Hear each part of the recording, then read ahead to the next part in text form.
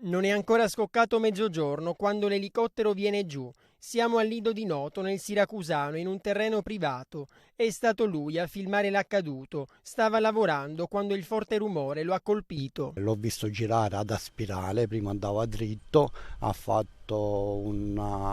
girato verso sinistra facendo una specie di curva a gomito, diciamo, giusto? Andava dritto, tutto in una volta, forse si è bloccato il rotore di dietro, l'elica di dietro, e l'elicottero ha iniziato a girare su se stesso fin quando è caduto a terra. Si tratta di un elicottero che lavorava per Enel. È stato bravo il pilota ad evitare la tragedia. A pochi metri ci sono delle abitazioni. Se fosse caduto lì, il bilancio sarebbe stato decisamente diverso. È stato lei a dare i primi soccorsi? Sì, diciamo i primi soccorsi, più che altro l'ho medicato perché aveva una ferita abbastanza evidente in testa.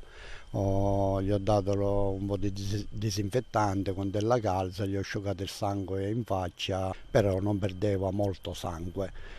Gli altri due passeggeri, copilota e un'altra persona, una lieve ferita nell'occhio e una al ginocchio. Una zona impervia, difficile da raggiungere anche per i soccorritori. Quelli vissuti in mattinata sono stati momenti di panico anche per chi abita in zona. La notizia è corsa veloce. L'impatto con il suolo è stato leggero, infatti, come potete vedere dalle immagini, l'elicottero è rimasto integro. I carabinieri della compagnia di Noto adesso dovranno definire l'esatta dinamica di quella che poteva essere una tragedia.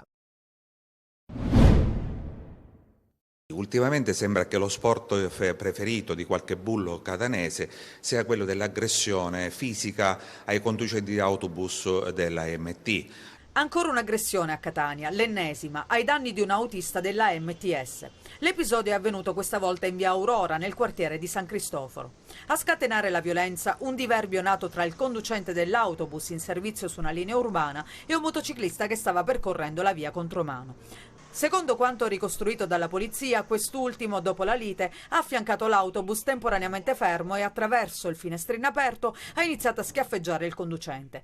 Poi, prima di dileguarsi, con un pugno ha anche colpito il retrovisore della vettura, mandandolo in frantumi. Allertati i soccorsi, la vittima è stata trasportata al pronto soccorso dell'ospedale San Marco, riportando diverse ferite ad un braccio per i frammenti dello specchio andati in pezzi, oltre allo shock per la violenza subita. Qualche ora più tardi la polizia è riuscita ad individuare l'autore dell'aggressione, che è stato denunciato per i reati di lesioni personali, danneggiamento aggravato ed interruzione di pubblico servizio. Per i sindacati a nulla valgono le telecamere installate sui mezzi pubblici, servono più controlli e più tutele per i lavoratori. Ci sono addirittura squadre che si occupano della vigilanza che stanno all'interno dei mezzi. Per questo dico che se questo è poco, c'è un problema che è ancora più grande, che riguarda l'intera città, l'aspetto culturale, l'aspetto della sicurezza di questa città. Solo un paio di settimane fa un altro autista è stato aggredito da un uomo che viaggiava contromano in viale Lorenzo Bolano a bordo di uno scooter. Il conducente dell'autobus avrebbe suonato il clacson, suscitando così la folle reazione dello scooterista, che lo ha inseguito fino al parcheggio di Nesima, minacciandolo di morte con una pistola ed esplodendo un colpo in aria prima di fuggire.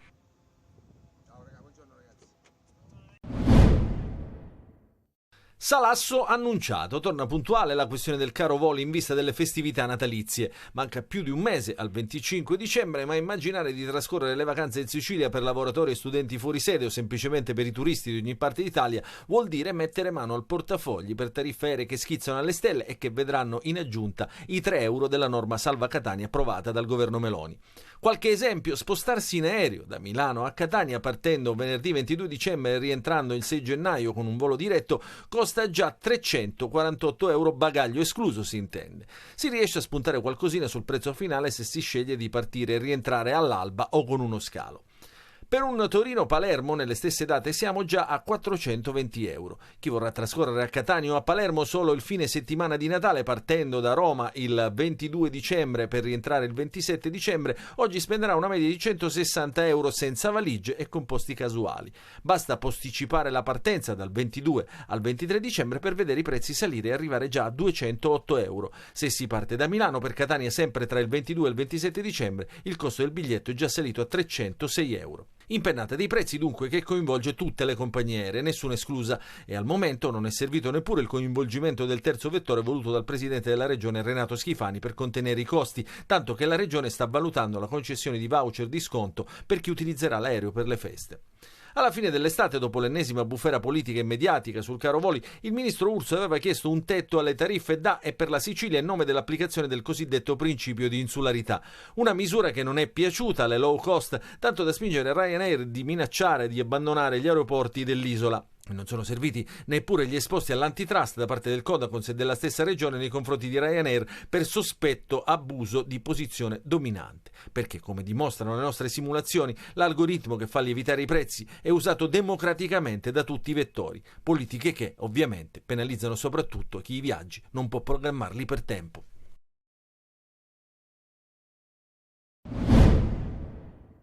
Era uno dei nuovi cassonetti appena collocati dalla RAP a Palermo. Faceva parte del lotto degli 850 contenitori dell'immondizia che in questi giorni vengono installati in alcune zone della città dove non c'è ancora il porta a porta. Cassonetto che è stato incendiato nella notte, come vediamo. Pochi giorni fa i cassonetti erano stati ribaltati e utilizzati per bloccare una strada cittadina in segno di protesta per la nuova viabilità dei giorni di Ognissanti. Un passante, mentre giriamo queste immagini, dice: a Palermo non dura niente, e in effetti questi nuovi cassonetti erano stati collocati martedì scorso. Ho usato oggi stamattina la parola sconfortante.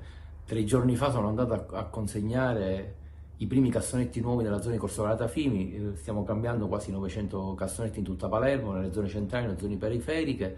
Il risultato, dopo un giorno che sono stati messi, sono stato un cassonetto bruciato all'altezza di Corso Galata Fimi, cassonetto senza rifiuti, quindi neanche motivato da azioni, diciamo, di rivalsa rispetto ai rifiuti, ma semplicemente un atto, mi auguro, isolato, ma di degrado, che dobbiamo vincere tutti, perché si chiedono grandi sforzi alla RAP. Stiamo lavorando da mesi e mesi sperando di riuscire a uscire dall'incubo quarantennale di questi rifiuti a Palermo. La RAP, nonostante gli sforzi, sta cercando di ripulire la città, che però in alcuni quartieri, anche per l'inciviltà dei cittadini, annega sempre tra rifiuti e ingombranti.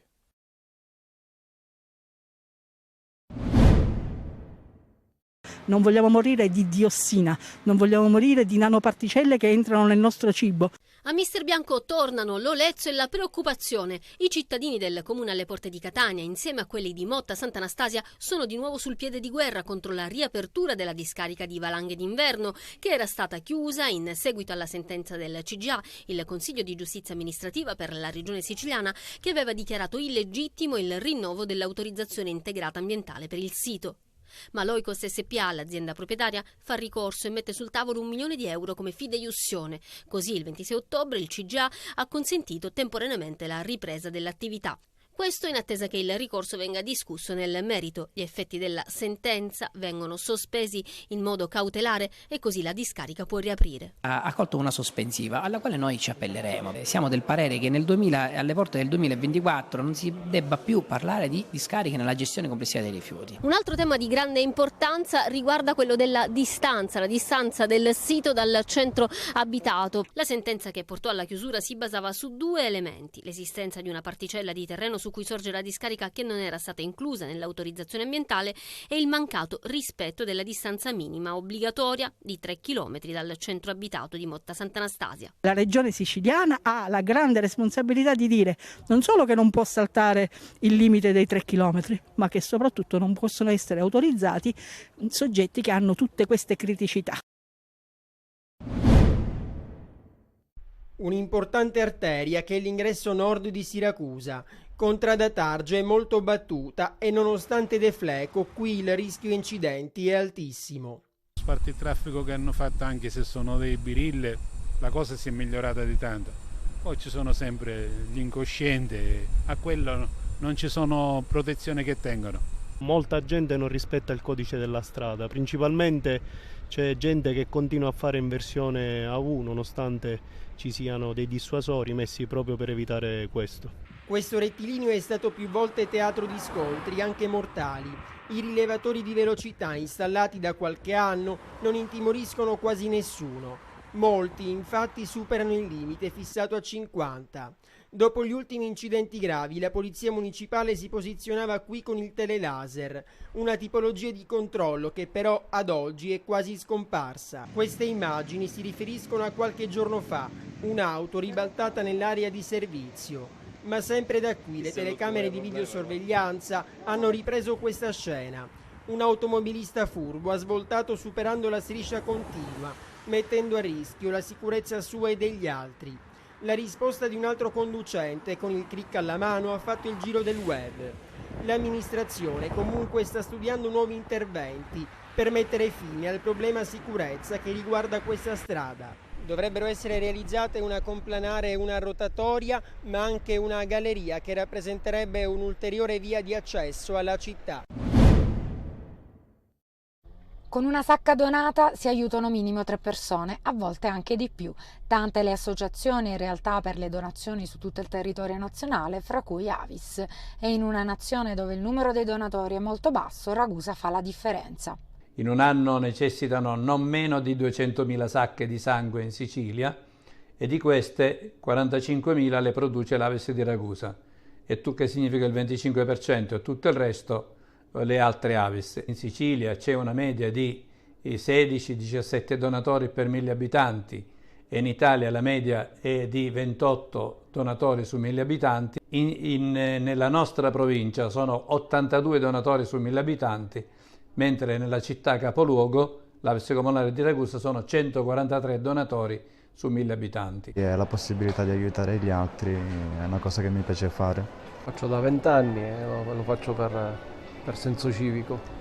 Tanti inoltre i donatori ragusani fuori sede che scelgono l'Avis cittadina come centro di trasfusione, non solo per un senso di appartenenza, ma anche per le macchine di prelievo di ultima generazione, le comode poltrone e il perfetto sincronismo dal percorso che ogni donatore segue dal momento in cui viene preso in carico dalla reception alla colazione offerta. Il Palermo fuori casa ha un altro passo, 13 punti conquistati su 15 a disposizione, un rollino da promozione diretta. In casa invece cambia tutto, il Palermo ha nette difficoltà. Ecco perché la partita di domani a Marassi contro la Sampdoria può rappresentare per il rosanero un punto di ripartenza dopo la sconfitta di domenica scorsa con il Lecco. Ci saranno diversi cambiamenti di formazione rispetto alla gara con i Lombardi. Eugenio Corini ha qualche dubbio a centrocampo dove ci sono 4 giocatori per 3 maglie, mentre in attacco pensa al ritorno del tridente titolare. Sono 3 gli indisponibili, Koulibaly, Di Mariano e Vasic, mentre Buttera è tornato. Sampdoria che non sta attraversando un momento brillante. È vero che hanno perso le ultime 2 partite, però Colascoli hanno fatto una partita molto solida, pareggiando su un campo molto ostico, hanno battuto il Cosenza e noi sappiamo il valore del Cosenza, di quanto sia pericoloso fuori casa. Col Südtirol, una partita che anche quella l'ho vista, vincevano e stavano anche vincendo meritatamente, hanno preso un gol su un fallo laterale, ha fatto un grande gol Udogu, lì la partita si è un po' spezzata, sembrava che fosse un pareggio e hanno perso con un calcio di rigore nei minuti di recupero. Dunque ho visto una crescita da parte della Sampdoria, è vero che hanno perso in Coppa Italia a Salerno, ma fondamentalmente i giocatori di centrocampo e d'attacco che stanno giocando titolari li ha preservati in funzione di questa partita, hanno qualche defezione sulla linea difensiva. È una squadra che ha qualità, organizzazione, ha recuperato giocatori importanti perché comunque hai Vieira in mezzo al campo. Come dicevamo si va verso il ritorno del tridente titolare, Brunori si riprende il centro dell'attacco, a destra torna Insigne, mentre sulla sinistra c'è ancora Di Francesco, Soleri e Mancuso vanno in panchina, pronti a subentrare. Archiviata la vittoria di Brindisi che di fatto ha puntellato la panchina di Tabiani, il Catania cerca ora conferme sul campo del Potenza contro una squadra che in casa sa farsi rispettare. Basti pensare che 13 dei 14 punti complessivi li ha ottenuti proprio al Viviani. Se la matematica non è un'opinione, numeri alla mano, non sarà certo una passeggiata per gli etnei che per questioni logistiche non sono rientrati in Sicilia spostandosi in ritiro dalla Puglia alla Basilicata. Catania in cerca di continuità e per farlo occorre una striscia utile di risultati che possa servire per recuperare posizioni in classifiche e per riaccendere l'entusiasmo dei tifosi. Michele Rocca, intervenuto in collegamento a Corner, guarda avanti con fiducia. Secondo me questa è la strada giusta, cioè da una settimana che abbiamo cercato anche di cambiare atteggiamento, che è quello che in queste partite secondo me è mancato, perché le occasioni le abbiamo avute. le prestazioni le abbiamo anche fatte, è mancato forse un po' di cattiveria, errori sono stati fatti e ora stiamo cercando di mettere un punto a questo inizio di campionato per cercare di essere anche più liberi e tranquilli, come secondo me lo siamo stati in un inizio di campionato per troppo poco tempo. Di fronte ci sarà un Potenza che tra le mura amiche si trasforma. Sarà una partita diversa, quello appunto che è mancato in questo inizio di campionato è proprio un'identità, perché siamo stati troppo altalenanti soprattutto a livello di prestazione e quindi dobbiamo cercare di essere anche da un punto di vista magari mentale più liberi e più presuntuosi, che questo non vuol dire essere leziosi. E domenica il Catania ritrova il suo pubblico, 500 i biglietti già venduti per l'insidiosa trasferta di Potenza, un alleato in più per continuare a vincere.